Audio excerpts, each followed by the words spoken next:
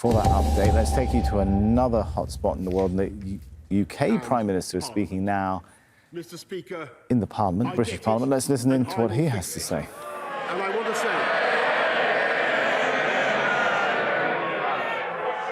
I want to say, to the people of this country, I know what the issue is. Yes, Mr. Speaker, yes.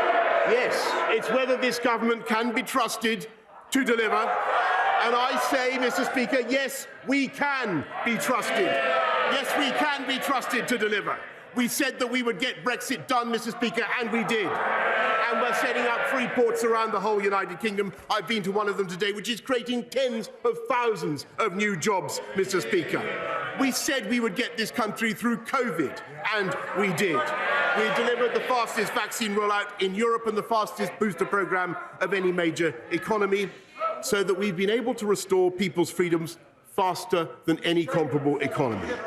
And at the same time, we've been cutting crime by 14%, building 40 new hospitals and rolling out gigabit broadband, Mr. Speaker, and delivering all the promises of our 2019 agenda so that we have the fastest economic growth of the G7. We have shown that we have done things that people thought were impossible, Mr. Speaker, and that we can deliver for the British people. Mr. Speaker, I remind the benches opposite.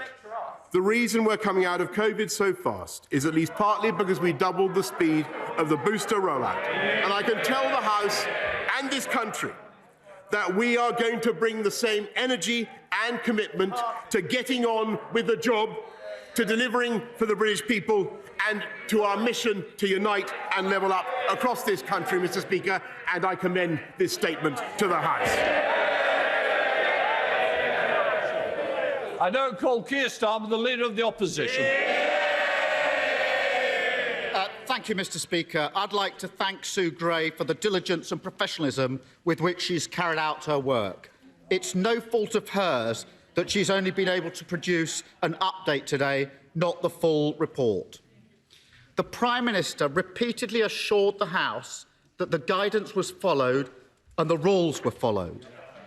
But we now know that 12 cases have reached the threshold for criminal investigation, which I remind the House means that there is evidence of serious and flagrant breaches of lockdown, including the party on the 20th of May 2020, which we know the Prime Minister attended, and the party on the 13th of November 2020 in the Prime Minister's flat. There can be no doubt that the Prime Minister himself is now subject to criminal investigation. The Prime Minister must keep his promise to publish Sue Gray's report in full when it is available. But it is already clear that the report discloses the most damning conclusion possible. Over the last 2 years, the British public have been asked to make the most heart-wrenching sacrifices. A collective trauma, endured by all, enjoyed by none. Funerals have been missed, dying relatives unvisited. Every family has been marked by what we've been through. And revelations about the Prime Minister's behaviour have forced us all to rethink and relive those darkest moments. Many have been overcome by rage, by grief, and even guilt. Guilt that because they stuck to the law, they did not see their parents one last time. Guilt that because they didn't bend the rules, their children went months without seeing friends.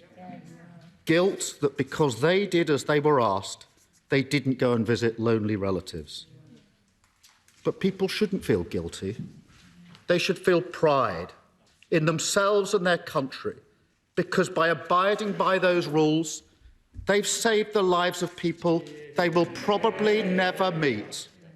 They have shown the deep public spirit and the love and respect for others that has always characterised this nation at its best. Our national story about COVID is one of a people that stood up when they were tested.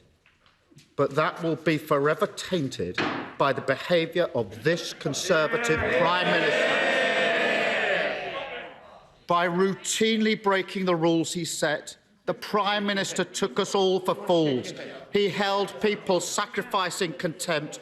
He showed himself unfit for office.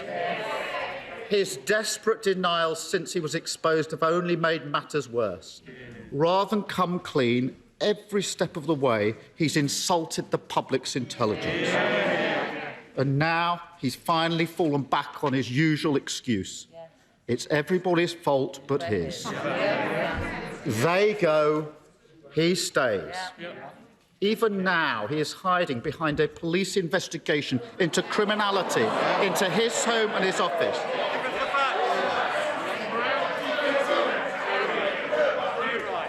Mr. Speaker, he gleefully treats what should be a mark of shame as a welcome shield. But, Prime Minister, the British public aren't fools. They never believed a word of it. They think the Prime Minister should do the decent thing and resign. Of course he won't, because he is a man without shame. And just as he has done throughout his life, he's damaged everyone and everything around him along the way. His colleagues have spent weeks defending the indefensible, touring the TV studios, parroting his absurd denials, degrading themselves and their offices, fraying the bond of trust between the government. Order. The member for South Ribble is my neighbour. I expect better from my neighbours. Keir Starmer.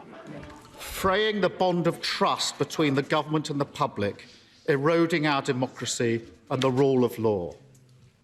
Margaret Thatcher once said, "The first duty of government is to uphold the law. If it tries to bob and weave and duck around that duty when it's inconvenient, then so will the governed." Mr. Speaker, to govern this country is an honour, not a birthright. It is an act of service to the British people, not the keys to a court to parade to your friends. It requires honesty, integrity and moral authority. I can't tell you how many times people have said to me that this Prime Minister's lack of integrity is somehow priced in, that his behaviour and character don't matter. I have never accepted that, and I never will accept that. Whatever your politics, whichever party you vote for, honesty and decency matters. Our great democracy depends on it, and cherishing and nurturing British democracy is what it means to be patriotic. There are members opposite who know that, and they know the Prime Minister is incapable of it. The question they must now ask themselves is, what are they going to do about it? They can heap their reputations, the reputation of their party, the reputation of this country on the bonfire that is his leadership, or they can spare the country from a Prime Minister totally unworthy of his responsibilities. It is their duty to do so. They know better than anyone how unsuitable he is for high office. Many of them knew in their hearts that we would inevitably come to this one day. And they know that as night follows day, continuing his leadership will mean further misconduct, cover-up and deceit. It is only they that can end this farce. The eyes of the country are upon them. They will be judged by the decisions they take now. Prime Minister! Well, Mr. Speaker, there's a reason why he said Yes, we can be trusted. The plea there by Boris Johnson, Prime Minister of the UK, addressing a sentiment prevailing in the country. It's been called Partygate, the accusations that he violated government lockdown rules during lockdown periods of COVID. We heard that sentiment being rejected by the Leader of the Opposition, Keir Starmer, saying the Prime Minister took us all for fools. Let's bring in Paul Brennan. He's at Westminster in London. Given what's happening now, Paul, I think it's safe to say there's no sign of an easy exit for Boris Johnson at this point. And no desire from Boris Johnson to head for the exit either. I mean, what we're hearing there from Keir Starmer, the leader of the opposition, is an impassioned plea for Boris Johnson's own MPs to turn on their leader. The question is whether those MPs are prepared to listen to what the opposition leader has to say and do what he wants them to do, which is to send letters of no confidence to the 1922 committee and thereby spark a leadership challenge to Boris Johnson. It's looking very unlikely that there's any appetite for that anymore. What we've had in the last week and a half since Sue Gray's report was initially due to be released is a venting of anger and frustration and exasperation, and then the news cycle has moved on. And we were waiting for Sue Gray's report to come out. We then had the Metropolitan Police intervene and say that because they were investigating in a criminal sense some of the gatherings, that Sue Gray's report would not be able to have every cough and splutter of what went on in this building behind me during those 20 months. It's kind of taken the power out of the report. It's taken the punch away from the opposition parties. And as a result, Sue Gray's 12-page document, 8 pages of report, 4 pages of appendixes, really it talks in general about the culture within Downing Street without actually naming names or looking at any specific incidents or specific gatherings. It certainly doesn't say that the Prime Minister personally was responsible in any way. And that's why Boris Johnson was able to stand up and say, look, I'm sorry. I concede there needs to be significant learning, but I am going to restructure the way that Downing Street is run. I get it, and I will fix it, he said. And the question is whether that will be enough for his MPs. He's actually going to be addressing his Conservative MPs in the House later on this afternoon. So I think he knows that there's still a challenge that he needs to overcome to keep them on side.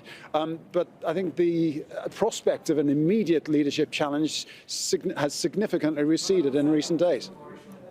All right, thanks so much. Paul Brennan outside number 10 Downing Street there. Let's take you back